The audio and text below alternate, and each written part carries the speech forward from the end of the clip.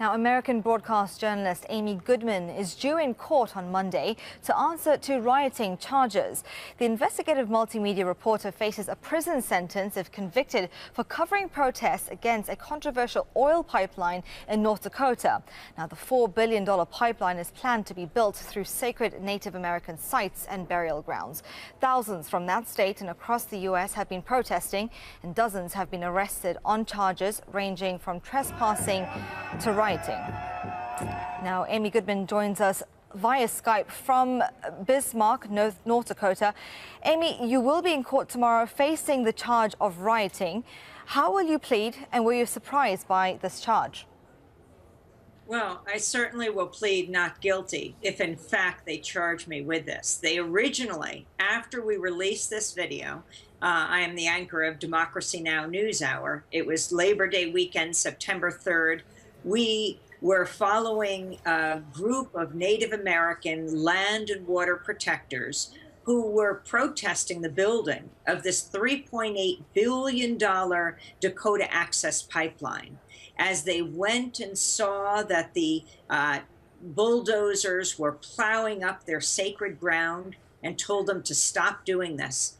The pipeline security guards unleashed dogs on the protesters who bit them as if it was 1963 Birmingham, Alabama. One of the dogs that we filmed had blood dripping from his nose and his mouth, and they kept pushing these dogs into the protesters. The video went viral. Over 14 million people immediately saw what took place.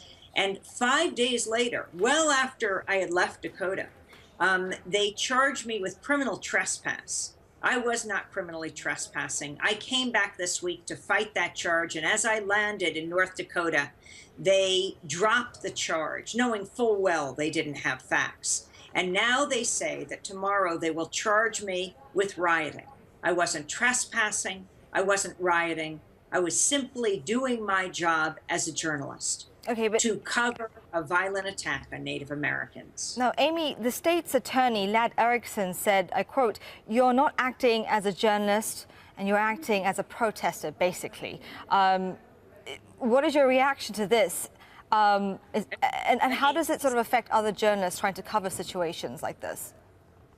This is a ludicrous statement. He said I wasn't acting as a journalist because I was giving voice to Native Americans. I was in the criminal complaint. It said I can be seen identifying myself and interviewing the protesters. It is not his job to evaluate content. We have a separation of responsibilities, and it's our job as journalists to hold those in power accountable. It's our job to go to where the silence is.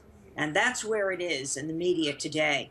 It is in this epic struggle of Native Americans who are taking on not only the pipeline and defending water, they say the Missouri River, the longest in North America,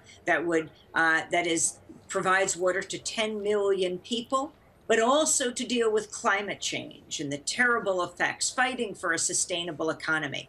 I was simply interviewing them. Ladd Erickson knows that full well. He can see it on the videotape, as everyone can. He simply didn't like what the Native Americans were saying and what was being broadcast to the world. Okay, and Amy, how much press coverage have these demonstrations had in the U.S.? And in terms of these kind of charges against journalists, how common are they in the U.S.? It is not very common. But it is increasingly common here in North Dakota. One TV producer was just arrested and charged with 3 felonies. They want to silence a movement by silencing the reporters that are covering that movement. The rest of the media needs to get here now.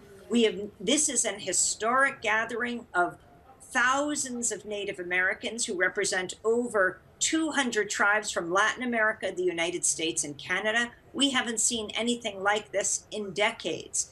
This is a key moment, especially after Hurricane Matthew, that devastated Haiti, over 1,000 deaths and scores of people killed in the United States.